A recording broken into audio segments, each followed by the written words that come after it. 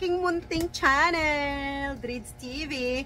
Okay guys, yung last upload ko, mga 1 week ago yata, nakapag-upload ako about sa aming mga kaisdaan dito sa aking 3rd floor. So ngayon guys, nag-ayos ako. Pagpasensyahan na po yung ating fislak dahil yung ating pong pagmumukha ay mukha na po tayong unggoy. Dahil ako po ay nag-ayos dito. So ayun, ang daming kalat sa aking ano dito. Ayan po, ipakita ko po sa inyo ha. Ang dami talagang kalat. Ayuwa. Ayan. Oh, di po ba? Ang kalat-kalat. Oh, ayan. Di ba? So, ang kalat ng aking 3rd floor, ayan. So, kasi nga po, ito may mga basura pa kang mga itatapon. Kasi nga po, nag-ayos ako, nag-rearrange ako ng aking mga halaman dyan. Ayan, kita nyo po ba yan? Ayan sila. Oh. Ayan.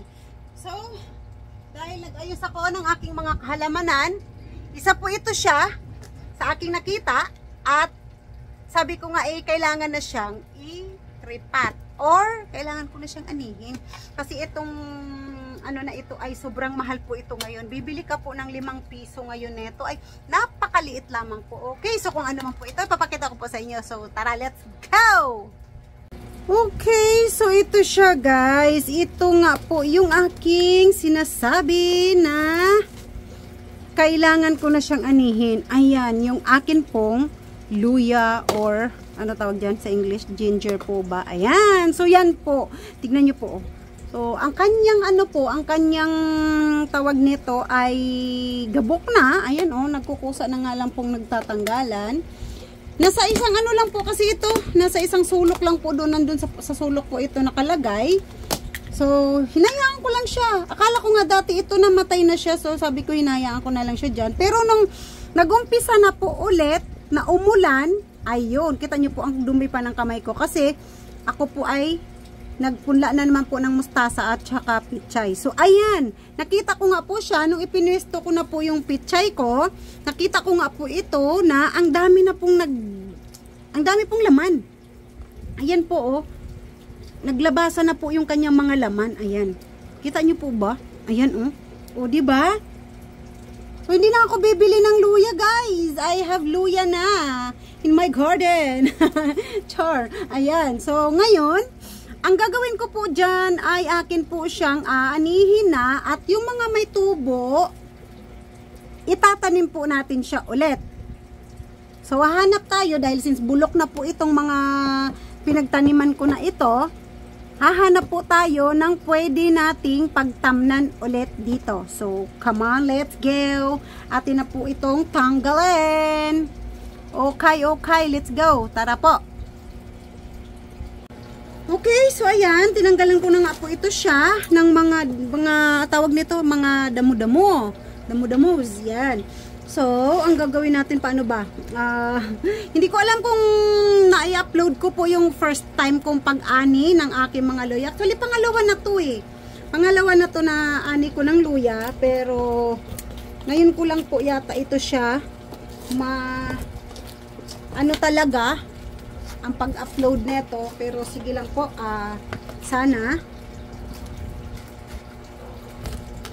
ayun, so mas maganda pa yata, natanggalin ko na lang lahat, sisirain ko na lang po talaga, total gabok naman na po gabok na po ito, ayan ayan, para makuha ko siya ng buo, nagalaw ayun, para makuha ko po ng buo yung yung tawag nito, aray, makamasugat ako. Ayun, grabe. Okay, so hindi pa ako nananghalian guys, dahil tinatawag ng apo nila ako sa ibaba para kumain, pero sige lang, mamaya na lang. Okay, so ayan, tumigas siya, grabe. Okay, magtatanim po ako nito ulit. Ayun, magtatanim po ako nito ulit. Ang mga may katulad nito, mga ganito ganito na may mga tubo, itatanim ko po yan siya ulit. Ayun, so ito nakakuha tayo ng ayun, so ito siya, hindi natin to siya gagalawin dahil itatanim po natin to siya ulit dahil ayan po may tubo, ayan may bagong tubo. Tsaka ito bagong tubo ito. So, itatabi natin ito siya at ito ang ating itatanim mamaya. Hindi ko lang alam itong iba kung malalaki na ba. Kung malalaki na ba talaga yung kanyang mga laman. Daming ugat. Ayun. Ito. So, ito. Pangtanim din po ito. Ito. Pangtanim din ito. Ito, oh. Yan. Kasi wala naman siyang masyadong ano, oh. Wala siyang masyadong laman. So, pangtanim din po ito. Itatanim natin ito. Ayan. Ito siguro mga nakalitaw na mga malalaki. So, ito talaga siguro siya. Ang mga malalaki talaga. Ayo, aray. Ayan. Okay. Ay, ang aking koko. Sige lang. Okay lang yan. Importante may luya tayo. Ayan. So, ito. Ayan. Ang pagkalam ko po nito, guys, ha. Tinanim ko lang po ito siya ng mga maliliit. So, ito na nga po yung naging mga laman niya. Ito na. This is it, pansit. Ayan. Yan. Alam nyo po ba na ang 5 piso po dito sa amin nito ay napakaliit lamang po. Napakaliit. So, ito may bagong tubo nga po sa ilalim. So, ito yung ating ikakat. Itong part na ito kasi ito yung itatanim natin. So, pwede naman siyang, hindi na siya guntingin. Ikat na lang siya ng ganyan lang. Ayan. Kasi may ugat. So, mabubuhay ito. Ayan o. Mabubuhay ito. Ayan yung ugat niya kasi. Ayan. Tapos, ito, ikat na din natin itong maliit na to. Kaitanim na rin natin to. Ito. Maliit lang to siya, pero pwede to. Ayan. O, diba? Ay, ang bango. Inamoy ko talaga. Ang bango. Ito siya. So, ito, pwede na natin to siyang gamitin. Magagamit na to natin. Itong part na ito. Ito, luya na ito eh. Ayan, oh, di po ba? So, ito, kukunin natin to siya. Ayun. Mabubuhay ito, guys. Kasi, oh, ang ugat niya andyan. Ayan. Ito pa. Itong isa ay kukunin din natin. Oh, ha? Oh, ato na. Yan. Pantanim na ito. Itong mga to, lalaki to siya. Magiging ganito. O, di ba? Oh, ito na. May luya na ako, guys. I have luya na. O, di ba? Ha? Saan ka pa? Alam nyo po ba na ang 5 piso dito sa amin? Ito lang, oh. 5 piso. Yan. O, so, magbibili pa ba ako? Ayan. So, tignan natin tong iba. Tignan pa natin tong karamihan. Okay, so ito, mukhang malaki-laki to Or, ay, sorry. Ayun, naputol na hila ko siya. Oh, magagamit na to siya. Ito, oh. Tatabi na natin. Okay. Sige lang. Yung aking kuko, guys, grabe. Tinalo ko pa yung magbubukid, oh. Magbubukid na lang talaga ako. Magbubukid sa 3rd floor. Oh, siya. Oh, di ba? Okay, so ang dami kong lilinisin dito mamaya. Grabe na ite. Ayan, oh, 'di ba? So ito, atin ito siyang putulin. Alam nyo guys, ngayon lang po talaga ako nakapag na ang laman po pala ng luya ay aalsa po sa lupa. Aalsa po pala sila sa lupa, lilitaw kumbaga. Ngayon, oh, 'di ba? Ito pang tanim. So, mukhang marami tayong makukuhang pantanim. Bigyan natin yung ating mga kapitbahay kung gusto nila. Kung gusto nilang magtanim. Aha. Ayun. Tutubo to. Ay, tutubo to. May ugat eh. Ayan oh. May ugat. So, mamimigay tayo. Okay. Sa ating kapitbahay, kung gusto po nilang magtanim, madami po itong ating mabubuong ito. Panggamit na natin to siya. Hugasan na lang natin to siya mamaya. Hugasan ko to at i-stack na lang natin. Hindi naman po nasisira yan. Katagalan nga po yan pag hindi na po nagagamit. Ay, ito. Katagalan nga po yan kapag hindi po nagagamit. Uy, ayun siya. Oo, diba? Naputol siya. Mag-ano po yan? Tawag nito. Magkakaroon ng ugat. Ayan.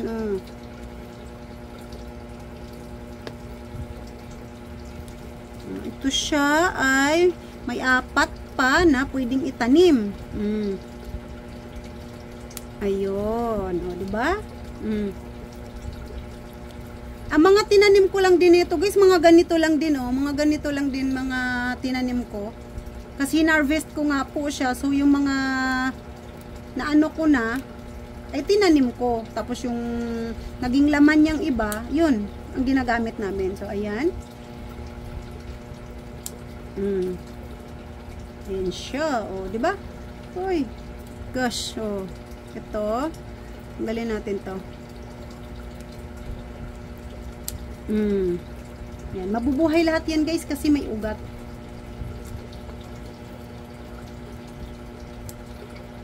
Ayo, ayun, naputol siya, oh. Ayo, di ba? Oh, ang kapa. Hugasan ko to siya, tapos para tawag nito, iano ko siya sa tissue sa tissue paper para matuyo, hindi siya masira. So ito yung nakuha natin, guys, na luya sa ating tanim. Ito sila. So ayan. Ayan, oh, 'di ba? Bilang isa lamang pong luya sa paso, ito na po yung ating ito na po yung ating nabuo. Malalaking na. Alam niyo po, ang 5 piso po dito sa amin, ganito lang po, oh, ito lang, itong lang na ito, itong maliit lang na ito, oh, ito po yung 5 piso sa amin dito. So, imaginein mo yan, kung ilan yan, oh, 5, 10, 15, mga 20 pesos na po ito, ang luya na ito. So, 20 pesos yung matitipid ko sa luya. Kapag magluluto ako na nangangailangan ako ng luya. Ayun, diba?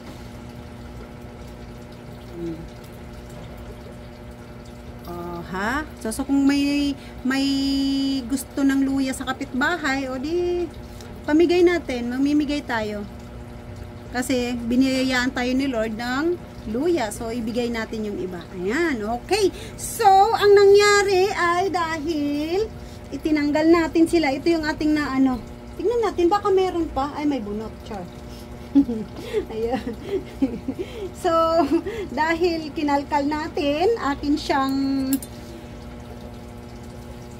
ayun, ito po yung kanyang mga ayan, yung kanyang pwedeng itanim. Ayan, kita nyo po ba yan? Ayan. Excuse me. So, ayan, ang kanyang pwedeng itanim, guys. Oh, ito, oh, ilang piraso. Ito, marami-rami din to.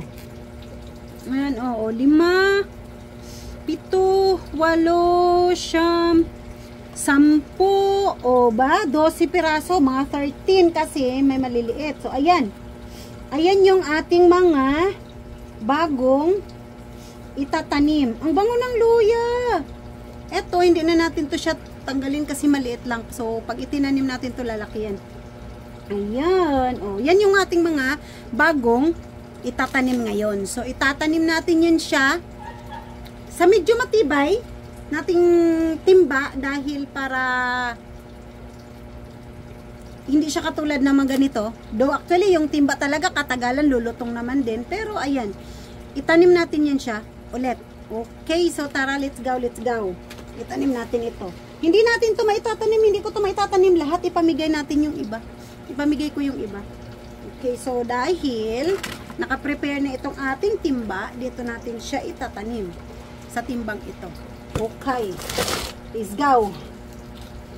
Iwasan natin na mahaluan itong mga na ito, oh. Mga pinutol kong mga plastic. Ayan. Okay, so ilagay na natin ang timba. Okay, so ito mga bunot, pwede natin itong kasi yan dagdag din yan pampataba sa lupa, yung mga yan. Huwag lang yung mga plastic. Yan. Kasi yung mga plastic panira. Char! Okay. Ayan. O, diba? Medyo nararamdaman ko na yung tumgots. Mga kahoy-kahoy lagay natin yan para pag nabulok yan, din yan dyan, vitamins niya rin yan dyan, dagdag pataba din yan sa lupa.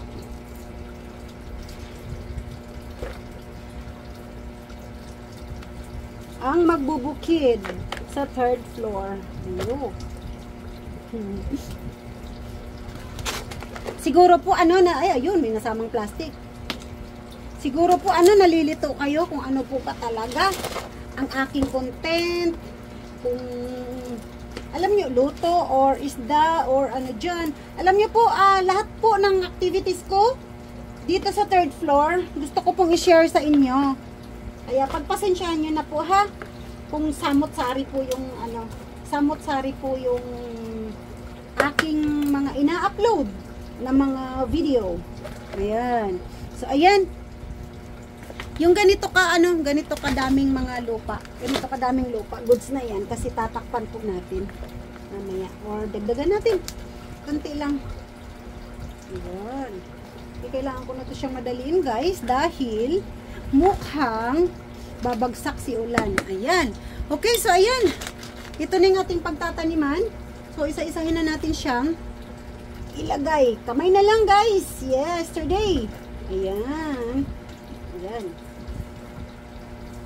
Ipaikot lang natin siya sa ating timba. Tapos mamaya, dahil pansin nyo po, kaunti lang yung ano, lupa na ating nilagay, mamaya atin po yung dagdagan. Kaya nga po, hindi natin siya masyadong ibinaon kasi dadagdagan pa po natin ito. Dadagdagan ko pa po ito ng lupa. Ayan. Magtataka po kayo bakit itinanim ko po sa isang timba lang. Gusto ko lang po sa isang timba lang kasi ayoko na po kasing dagdagan talaga yung mga taniman ko dito sa 3rd floor. Kasi nga po ang sikip na namin dito. Ang dami na po naming aquarium dito. Kung yun lang. 4 na aquarium at isang pond na po ang meron kasi dito sa aming 3rd floor. So, hindi ko na po ano talaga na magdagdag pa ng maraming pots. Ayan. O, sitaw ba? Tao pa tani. Ay, speaking of sitaw, ayun, magpupunla po tayo ulit. So, abang-abangan nyo po yung aking, ano sa aking kasitaw-sitawan. Magtatanim po tayo ulit ng mga pagkain natin araw-araw. Kahit masakit sa tuhod, okay ra. Basta importante, may sarili tayong pagkain. May tanim po tayo, ayan. Dagdagan na po natin. May tanim po tayo sarili nating makakain. Ang masama po kasi, wala tayong tanim. Yun po yung ano, hindi kainaman. So, kung napapanood niyo po yung mga video ko about sa aking mga kagulayan dito, ayun,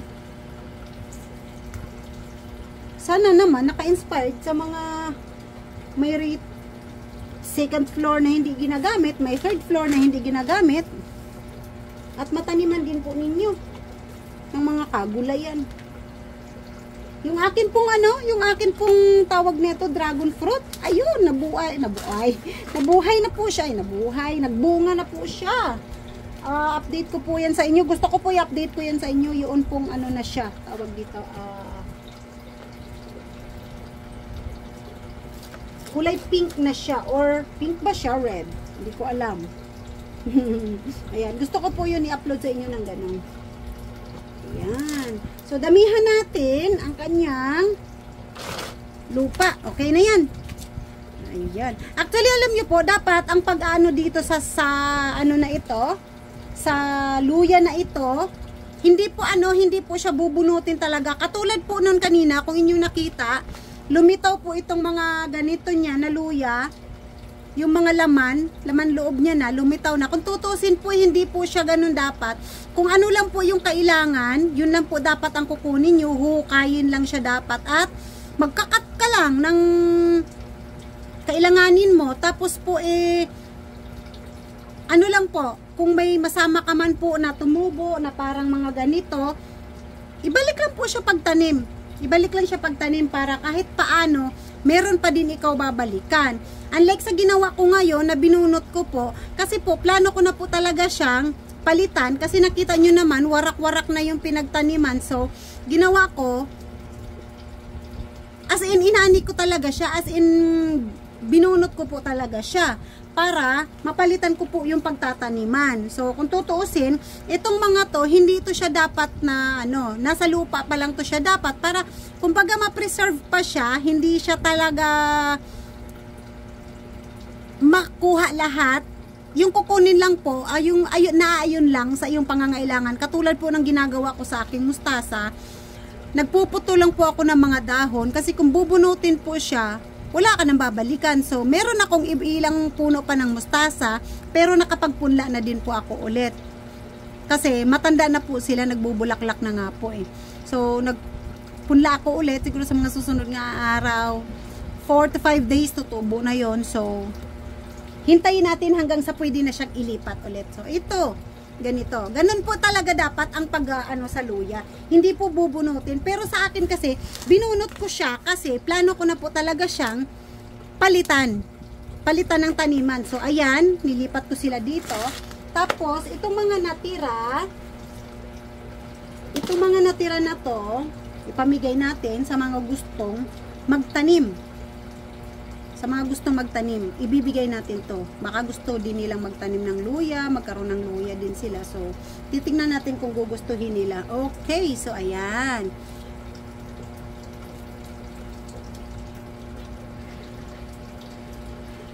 Okay, so guys, ito na ang ating luya. Oh, ito na rin ang aking kamay na ubod ng dumi. Grabe, magbubukid sa 3rd floor. Ayan, pagpasensyan.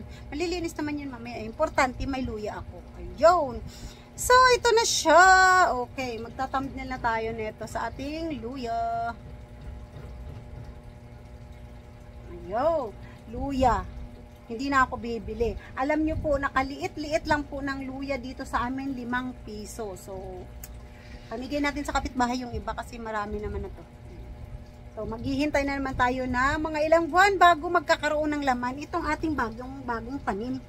Ayun, ito po oh. Iyan, ayan. So, dahil inani po natin lahat at dahil ang intention po natin ay mapalitan yung kanyang pagtataniman. So, ayan, napalitan naman natin. Tatagal na naman po itong timba na ito ng ilang buwan bago siguro mabulok. So, ito kasi isa na pinagtaniman ko, bulok na kaya. Ayan. Pinalitan ko na. Okay, so guys, yan. That's it for today's video, guys.